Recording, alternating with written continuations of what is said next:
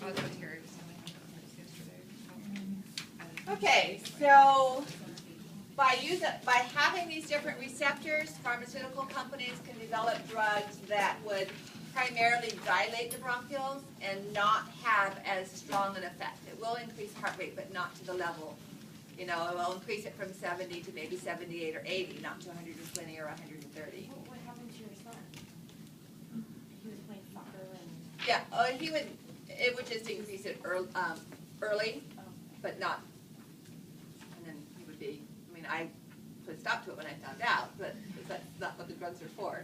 Can you do it before, like before you do exercise, do your inhaler? Yeah. I do that, but then I get like super shaky. Yeah, it's just, that's the glucose levels and Oh. stuff that are, Oh. because this causes glucose to be taken up, added to the blood. That's one of the things they've been trying to develop. Norepinephrine causes an increase in lipolysis and fat breakdown. So in theory, it would be a great fat loss type of drug because it increases the lipid cells, breaking down lipids and releasing them into the blood. But unfortunately, there has yet to be developed a drug that would bind just to the receptors on fat cells and not to all the other cells in the body that, you know, heart and everything else that binds norepinephrine as well. All right, so so here are the, again, ionotropics is opening ion channels but via G protein. So the ionotropic of fat, but not opening the ion channels directly. The receptor that's binding the norepinephrine is not an ion channel. Okay, it's opening calcium, and as we'll see next semester, we have these receptors on the heart muscle as well. We don't have acetylcholine receptors on heart contractile muscles, just on the regulatory cells. And so because the calcium channels will not only cause the heart rate to beat faster, it will also cause the heart to beat stronger. So that's why we see the effect on blood pressure, is we see an increase in the force of the heart's contraction. Wait, what? What did you just say? All right, so, and this is just for next semester. The heart has cells that set the heart rate, and so norepinephrine will make those depolarize faster, therefore your heart beats faster. But it also has receptors on the muscle cells, the contractile cells. And when those have more calcium, then there's more binding sites for the myosin and actin, so they contract stronger. So we have an increase not just in the heart rate going faster, because someone who has blood loss will have a weak but rapid heart rate. Right. This is a rapid but strong heart rate. And your blood vessels contract? It depends on where they are. The blood vessels are in the skeletal muscle, they will dilate. If they're in the organs, they're in the stomach or in the skin, they'll constrict. Because the purpose of sympathetic is to increase heart blood flow to skeletal muscle. So what does that do to your blood pressure? It will cause your overall blood pressure will go up because of the increase in the amount of blood leaving the heart. We'll get to it next semester. You don't have to worry about that right here. Okay, so these are just some slides on the effects of the different components, but this is essentially what I want you to know about those receptors here. Then, before we look at an example of sympathetic and parasympathetic working on the bladder, I just want to talk a little bit about drugs, not specific drugs, but effects of drugs, okay? And not terminology, the difference between an agonist and antagonist and so on. Because that, if you understand what the words mean, then it can be a little bit easier. So let's look at heart rate, since we were talking about that.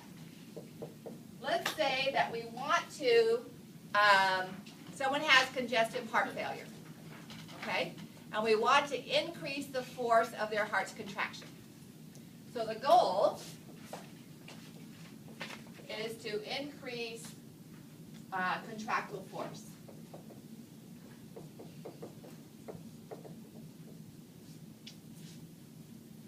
Now, actually I'm going to change it because I want to look at acetylcholine. Acetylcholine has no effect on the force. So increase heart rate. So for parasympathetic, since that role is to decrease heart rate, right? Parasympathetic decreases heart rate. So if what we can do is to block parasympathetic drugs. And so these are known as cholinergic blockers. So by blocking acetylcholine, we can allow the sympathetic system to be more in effect. All right? Sympathetic's effect is to increase heart rate. So we can give drugs that act like norepinephrine or epinephrine. So these drugs are called sympathomimetic, meaning they copy the effect of the sympathetic nervous system, or they might just be called adrenergic drugs, like these are called cholinergic, an adrenergic drug.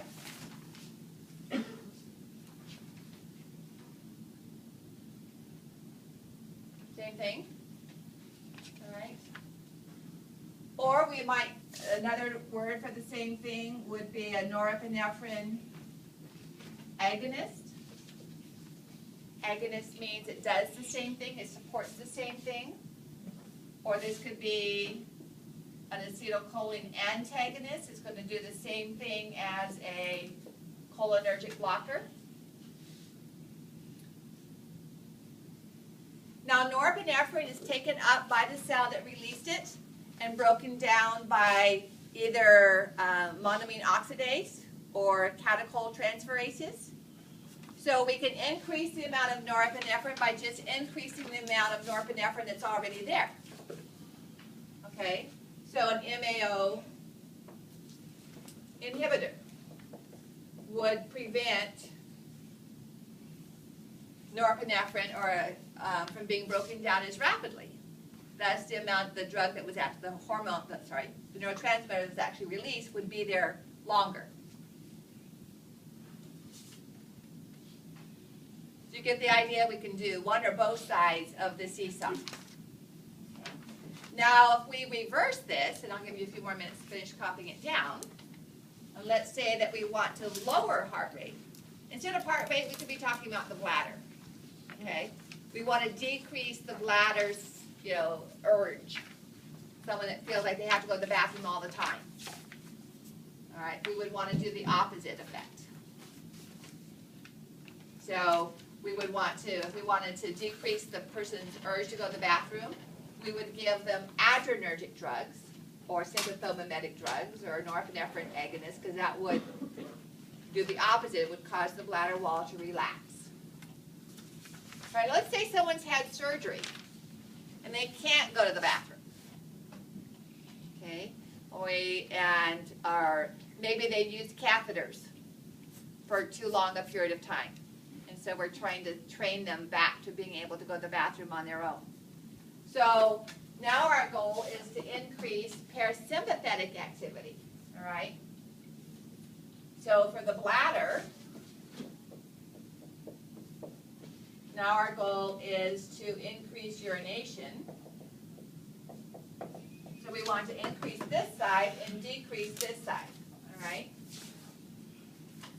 So we're going to do the opposite effect. Instead of giving a cholinergic drug to increase the bladder to contract, we're going to give a cholinergic drug. All right? Or a cholinergic agonist.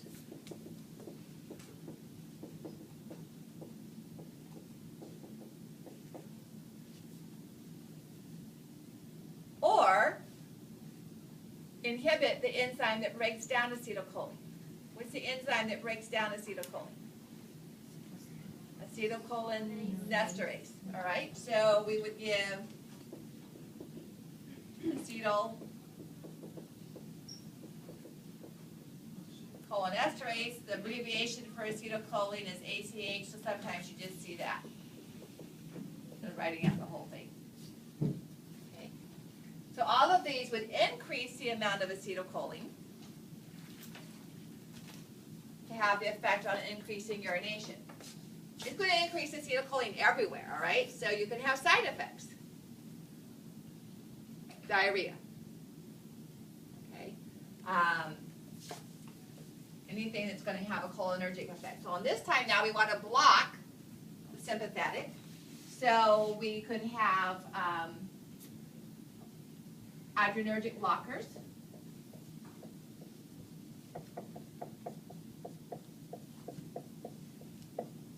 Sometimes, depending on what receptor they're made for, you might have heard of a beta blocker.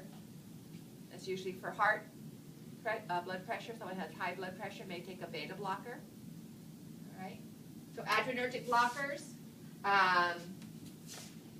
norepinephrine antagonist is another way of referring to something that does the opposite of.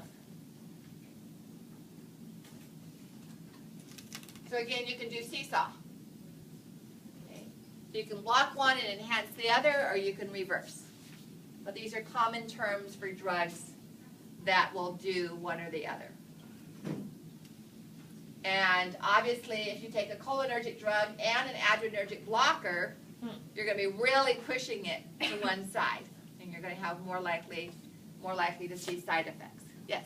Can you define agonist? An agonist is the opposite of antagonist.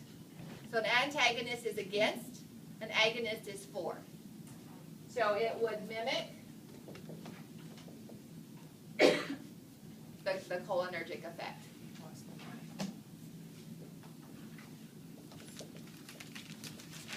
Or acetylcholine.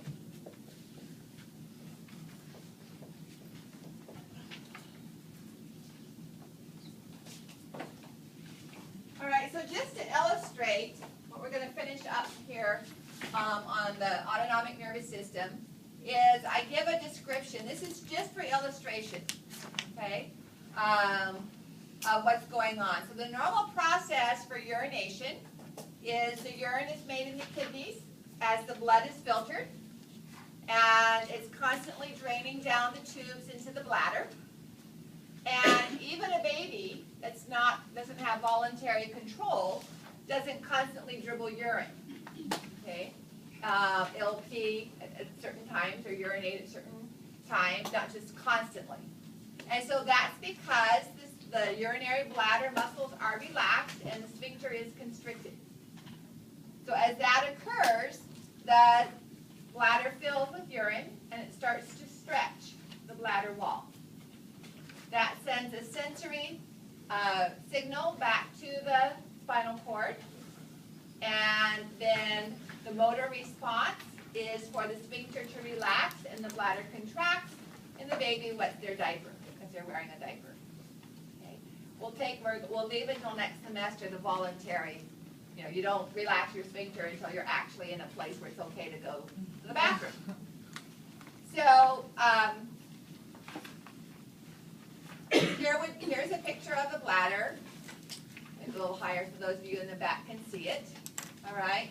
And as it fills up with urine, that stretches the bladder wall, and that sends a sensory signal out back to the spinal cord, coming in through here, and that also goes up to your brain and up to the lumbar region. So as it's filling, we have that sympathetic system is active. So here would be preganglionic sympathetic nerves coming through lumbar splanchnics and going into the superior hypogastric plexus or the inferior hypogastric plexus and sending the postganglionic nerve into the bladder, causing the bladder to stay being inhibitory, causing the bladder wall to be relaxed. Okay? Then the beta 2. Then it's also sending postganglionic fibers to the sphincter, to alpha-1 receptors, keeping the sphincter relaxed. Keeping the sphincter contracted. Alpha-1 is excitatory. So we have relaxed bladder wall, contracted sphincter. The bladder fills, stretch receptors go into the spinal cord, inhibit the sympathetic nervous system, and activate the parasympathetic. So now we have contractile fibers going to the bladder wall, and inhibitory fibers going into the sphincter. And the bladder contracts, the sphincter relaxes, and urine goes out of the bladder. Okay? Obviously, when you get trained, so that you only use the bathroom, you don't just wet your pants because your bladder is stretched, then we bring in the voluntary system. And we only relax even though the autonomic, the smooth muscle sphincter is relaxed. The voluntary muscle isn't relaxed until you actually sit down on the toilet or stand at the urinal. My mom used to brag about how my sisters and I were potty trained before we were a year old. I was like, Mom, that's not possible. The nervous system isn't mature enough for that to happen. And she said, well, every morning after you ate your breakfast, I would carry you to the bathroom and hold you over the toilet and you'd go to the bathroom. I go, I think that's just reflex. Just happened to have it timed well. The timing worked out. So people who are paralyzed, who do have spinal cord damage, can, depending on their own particular situation, can actually train themselves not for bladder control so much as it is for defecation, to stroke the inside of the thigh, to trigger the stimulatory response, and train themselves to have a bowel movement once a day. So that they don't have to worry about accidents and stuff like that. Now that's not in every case, it depends on the level of the spinal cord damage, but it is possible. Okay, and it has been done. Okay, so that's the end of our autonomic nervous system. We will refer back to it with the ciliary muscle and stuff on the eye, but let's stop here and give you guys some study time and break time. The quiz is 7 questions on the sympathetic nervous system. Well, the